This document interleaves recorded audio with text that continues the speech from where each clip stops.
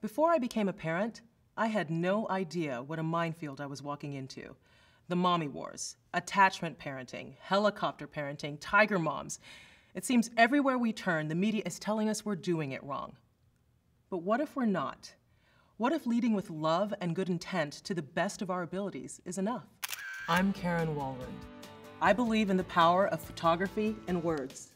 The practicing gratitude can make you joyful, that family is everything, and I am wildly convinced you're uncommonly beautiful.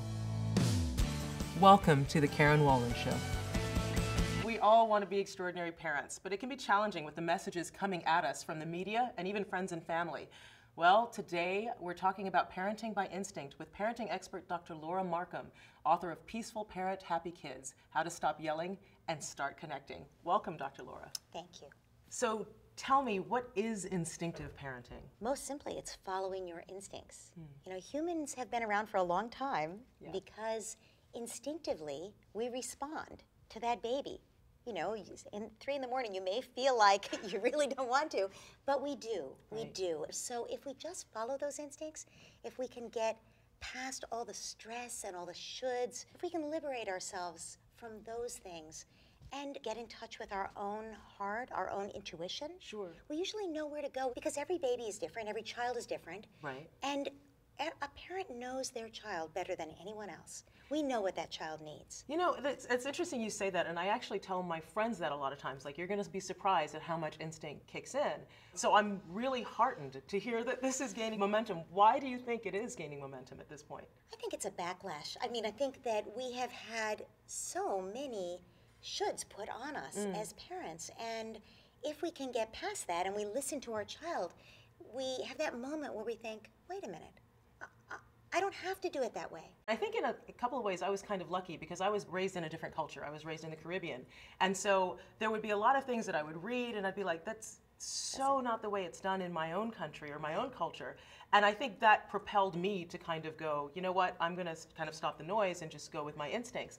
But that to me seems so natural. So why is instinctive parenting so different from all these other doctrines that are out there? I think because it's not a doctrine.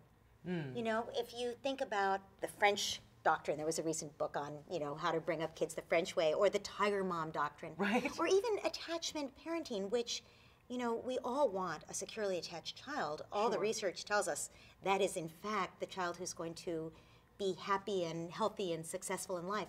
But there's no specific set of rules to raise that securely attached child.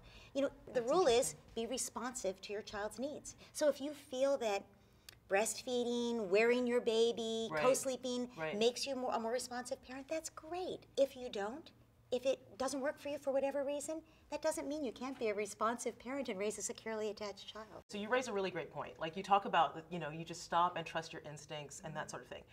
I have to tell you, sometimes my instincts just tell me, like, you know what, I cannot deal with this anymore, I'm just going to eat an entire cheesecake. That's, you know, so how do I know that what I'm feeling is instinct as opposed to just losing my mind a little? Yeah, great question. And I think it's all about returning yourself to center. Okay. And as a parent, you have to do that all day long. When you're knocked off center, you can't respond out of your heart to another human being. So for your child, you know, if mom or dad is off center somewhere, they're not acting out of instinct. Right? They're not being responsive to that child. In fact, when that happens, we're usually running on, well, we're having our buttons pushed. And those buttons, you know, they were installed in our own childhood. And our job is to deinstall those buttons. Okay. Okay, wow, that's so good. So it's really all about being able to pull back and center, which I love that. And I love, there's something really, really beautiful about that. And that reminds me of something that I would love to share. Someone once told me to figure out what my strengths are as a parent and be really good at them, that I don't have to be all things to my kid. For example, I'm not good at play, but I'm really good at journaling, creating art, and reading with my daughter, and she's come to rely on me for those things. She does activity stuff like skateboarding, karate, and biking with her dad, who's a lot more athletic. So my advice, instead of thinking about what you're doing wrong, think about what you're doing right, and relax. You're doing fine. So Dr. Laura, you talk to parents all over the country about what they're doing as far as instinctive parenting and raising their kids. Can you give me some examples of some of the stories that you've heard? Sure. You know, every day we find ourselves with questions about what to do in a given situation with our child. So a mom told me that she was really wondering if she should follow the advice she's hearing to just throw her kid in the pool when he was terrified. She's been taking him to swim lessons. He's terrified. What should she do? Right. And I said, you know, if you want a happy swimmer, you help him past his fears. You don't traumatize him, and, you know, yes, he probably won't drown, or you won't let him drown, but it doesn't mean he'll be a happy swimmer, you know, for the rest of his life. Or the moms I hear from who are feeling like, you know, if I don't enroll my 8-year-old in one more after-school activity, he'll be behind. And it can sometimes come from inside you. We all want the best for our children. So if we think this will get them off on the right track and they'll end up getting a scholarship to Harvard because they're on the swim team, we might think, oh, we should do this. But the truth is, every child has passions. Sure. They're born with gifts that we want to help them discover and develop. So if we're putting our child in all these different activities, they're not having the time to find their own passions in life. Sure. Kids actually do if they have a little bit of even boredom, you know, time to find their own way. Einstein stared at the bugs on the sidewalk, you know? I didn't know that. The kids who become artists, they're artists when they're 4. Right, they want to sit and do art after school. They don't want to go to gymnastics. Sure. Right?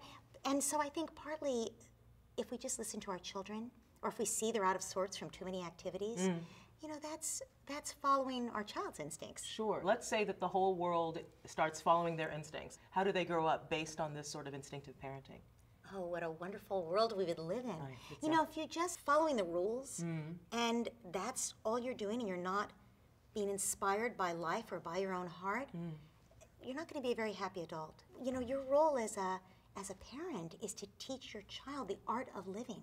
Sure. It's not just about going to school and doing your homework and graduating and paying your taxes. Right, and I imagine that if you are leading by instinct, that they learn to do the same. Yeah? Yes, yes. That's amazing. Dr. Laura, it's been wonderful having you. Thank you so much for joining me. Thank you. And thank you guys for joining us. Please take a moment and list your parenting strengths. Let me know what you discover in the comments. And be sure to subscribe to CafeMom Studios on YouTube so you never miss an episode. See you next time. Stay extraordinary.